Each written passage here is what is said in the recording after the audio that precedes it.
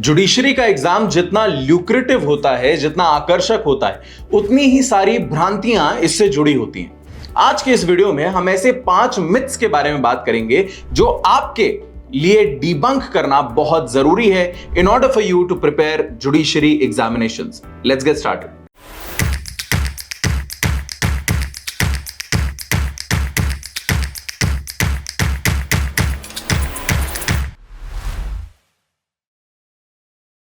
Myth number 1, जितनी ज्यादा किताबें पढ़ो उतना अच्छा। मैं बहुत सारे बच्चों को देखता हूं, वो रेफरेंस बुक्स खरीद कर लाते हैं, मुझे मैसेज भी करते हैं, सर कॉन्स्टिट्यूशन के लिए जे.एन. पांडे पढ़ लें, वी.एन. शुक्ला पढ़ लें। इतनी मोटी मोटी किताबें अगर आप लेकर के बैठोगे, आप खुद इमेजिन करो। देखिए, अगर आप अपने कॉलेज के 3rd ईयर में हैं 5 ईयर लॉ कोर्स के, या 1st 2nd ईयर में हैं 3 ईयर लॉ कोर्स के, ऐसी सिचुएशन में रेफरेंस बुक्स को रेफर करना ठीक भी है।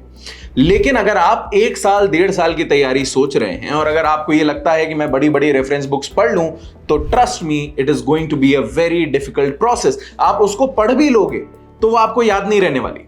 आपकी ये किताबें 1,500 पन्ने की किताबें हैं, 900 पेज की किताबें हैं, एक कॉन्स्टिट्यूशन, ऊपर से कॉन्ट्रैक्ट, ऊपर से कोई और, इतना सारा जत्था आप नहीं पढ़ सकते।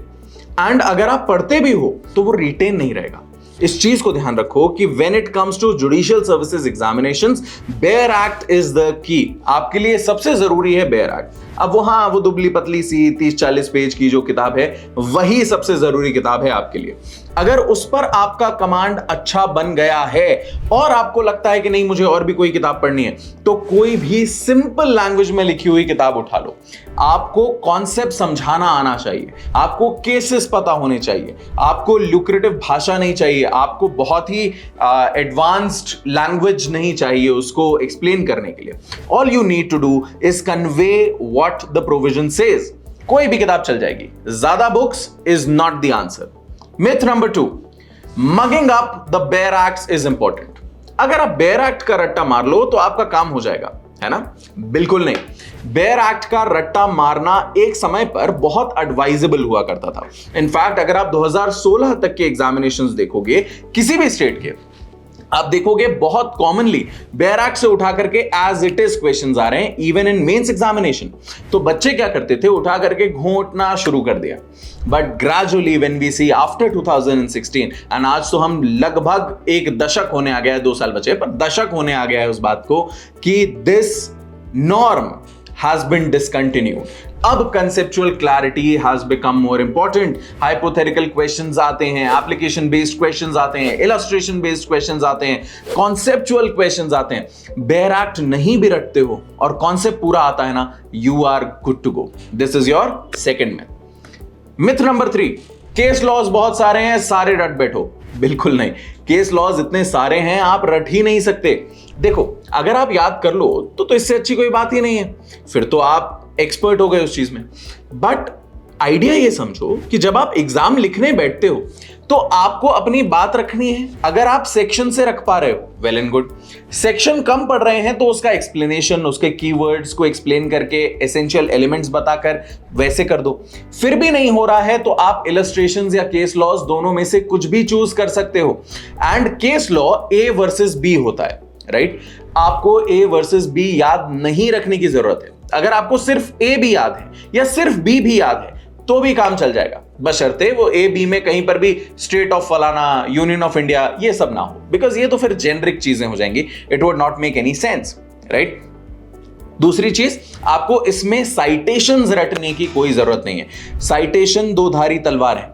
अगर आपने साइटेशंस लिखे और सही लिखे तो जरूरी नहीं है कि आपको ज्यादा नंबर मिले, पर साइटेशन लिखे और गलत लिखे तो नंबर कटेंगे जरूर। तो इस चीज का बहुत ध्यान रखना कि केस लॉज को बहुत सोच समझ के हम याद करें। जितने important, landmark, relevant, recent judgments हैं, उन सबको तो हम देख लें। भले हम एक पार्टी का नाम याद कर लें, पर हम साइटेशंस पर अपना दिमाग ज्यादा ना लगाएं, बशर्ते कुछ केसेस ऐसे होते हैं, 5-6 केसेस ओवरऑल, जिसमें कभी कभार ईयर पूछ लिया जाता है। PYPs एनालाइज करो, you are good to go. Myth number 4, examination बहुत आसान, या बहुत टफ है। देखो ऐसा कुछ भी नहीं है, आपको दोनों ही चीजें बोलते हुए लोग मिलेंगे एंड हियर्स द थिंग, वो दोनों सही भी हैं और नहीं भी। एग्जामिनेशन कैसा है ये व्यक्ति पर निर्भर करता है, ये आपकी तैयारी पर डिपेंड करता है। अगर आपकी तैयारी बिल्कुल भी नहीं है तो एग्जामिनेशन आपके लिए बहुत टफ है।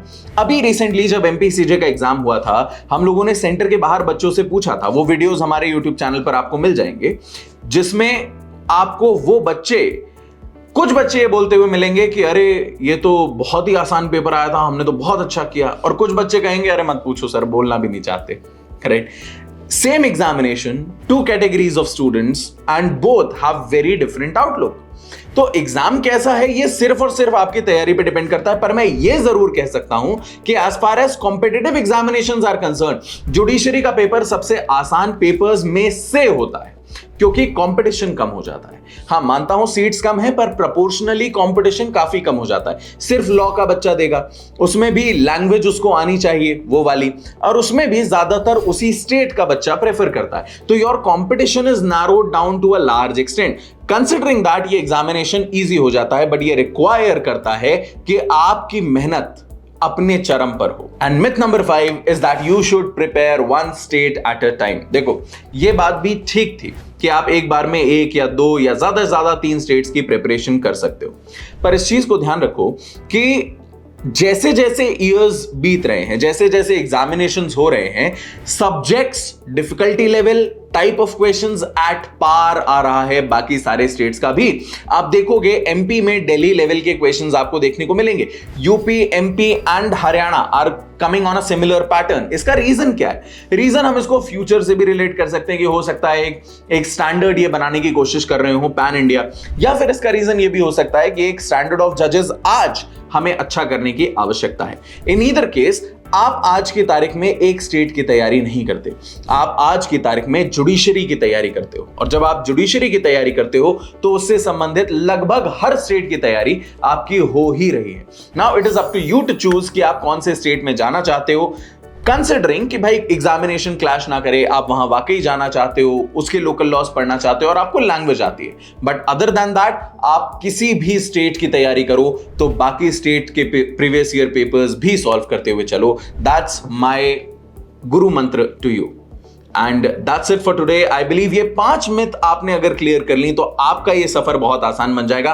कमेंट्स में मुझे बताना कि ऐसी और कौन सी मिथ्स हैं जो आपको लगता है सही हैं पर किसी और ने आपके लिए शायद डिबंक की हो। लाइक कीजिए, कमेंट कीजिए एंड शेयर कीजिए उनके साथ जिन्हें आवश्यकता हो।